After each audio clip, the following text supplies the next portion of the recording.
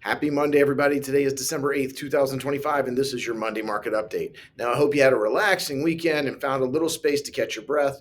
December is here and the holidays are in view, and yet the markets continue to churn with their own brand of end-of-year energy, a mix of anticipation, anxiety, and the constant tug-of-war between data and expectations. Now, let's recap last week and let's preview the week ahead. Last week, the market did shake off some of the sluggish start to deliver a solid four-day winning streak, pushing the major indices back within striking distance of all-time highs.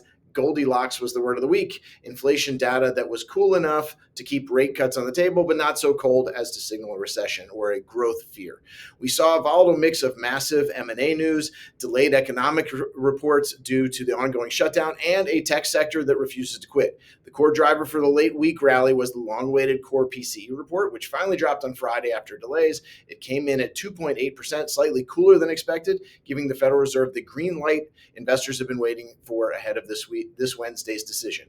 On the corporate front, the streaming wars just ended, or at least escalated significantly, one or the other. Netflix announced a massive $72 billion deal to acquire Warner Brothers Discovery's film studios and HBO Max assets. While the deal does face, quote, heavy skepticism, close quote, from the Trump administration, it dominates the headlines and sent shockwaves through the media sector. Here is how the week played out day by day, aside from all that. Monday kicked things off with a thud as post-Thanksgiving hangover set in. Markets were weighed down by a weak ISM manufacturing PMI of 48.0, which stoked fears of a growth scare. Hawkish comments from the Bank of Japan also rattled global bond markets, sending yields higher. The Dow was down nearly 1%, S&P down a half of 1%, the Nasdaq was down roughly a third of 1%. Tuesday saw the bulls step back in. Tech did the heavy lifting, led by strong earnings from Marvell Technology.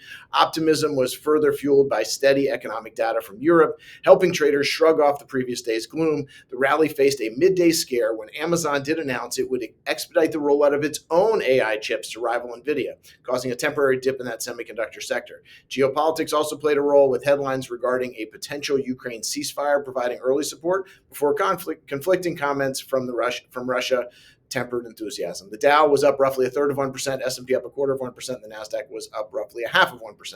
Wednesday continued as the momentum as the bad news is good news narrative returned. Weaker than expected ADP private payrolls report cemented expectations for a Fed rate cut. Salesforce, a Dow component, popped 5% on strong earnings, helping the Dow lead the charge. The Dow was up nearly 1%, S&P up a third of 1%, and the Nasdaq was up almost a quarter of 1%.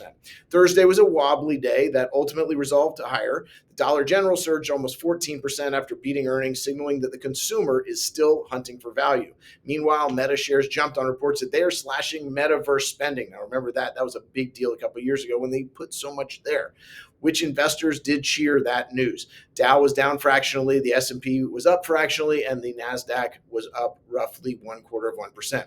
Friday capped the week with a Goldilocks victory lap. The delayed PCE inflation data hit the tape, as I mentioned, at 2.8%. Putting now an 87% chance of a Fed rate cut this week. The S&P 500 notched its fourth straight win, closing just shy of intraday records. The Dow was up a quarter of 1%, S&P up a quarter of 1%, the Nasdaq was up a third of 1%. For the week, despite the slow start, the major indices finished in the green. The Dow added a half of 1%, S&P rose a third of 1% for the week, and the Nasdaq led the way, gaining about 1%.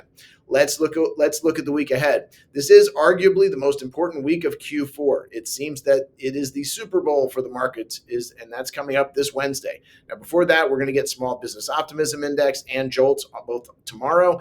Then the main event, the Federal Reserve announces its interest rate decision on Wednesday. Markets are pricing in, again, an 87% or higher this morning chance of a cut to the 3.5% to 3.75% range. All eyes will be on Chairman Powell's press conference for clues on the 2026 outlook. That's the big thing to watch. Thursday will bring more labor market data with jobless claims and continuing claims. Last week, as I mentioned, they were Goldilocks. We'll see what this week brings.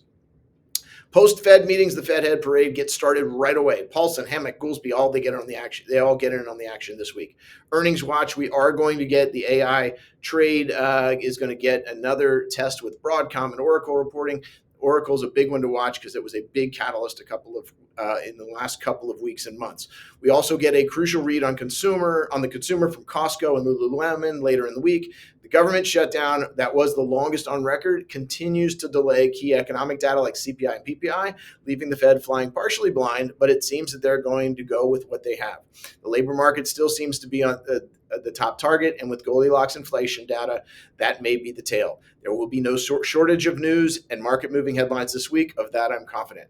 Now, this week brings more of that big news that I'm mentioning, and I'm reading and hearing about the Fed, the tariffs, holiday sales, even continue to talk about the AI bubble. And the news cycle keeps going. There will always be big news, but that does not change your long-term goals. Keep your goals in focus and don't lose sight of that, please. It is what drives what we do. Even so, the next big set of news, the delayed November jobs number, will be out December 16th next week, and we'll also get the CPI and PPI and even some retail sales, but that all waits until next week. So please, as I said, as always, keep your eye on the goals, stay in touch, keep planning, have a great week.